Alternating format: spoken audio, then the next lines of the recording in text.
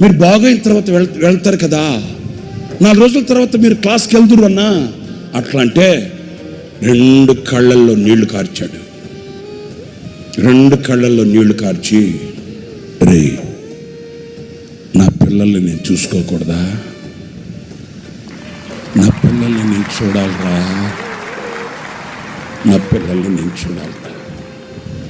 ఆయన కళ్ళల్లో నీళ్లు చూడగానే ఏం చేయాలో అర్థం కాక ఆయన మంచాన్ని అట్లాగే బయటకు పట్టుకొచ్చేసి బైబిల్ సెమినార్కి తీసుకెళ్ళి, ఆ బైబిల్ సెమినార్ పిల్లలకి కనబడేటట్లు మంచాన్ని ఇట్లా ఏటవాళ్ళుగా పెడితే, మైక్ కూడా పట్టుకోలేని పరిస్థితుల్లో మేము ఒకరు మైక్ చేతి దగ్గర పట్టుకుంటే, మరణమని మంచం మీద పడుకొని కూడా తన బిడ్డల్ని కళ్ళారా చూసుకొని 30 గంట వాక్యం చెప్పాడు వాళ్ళకి.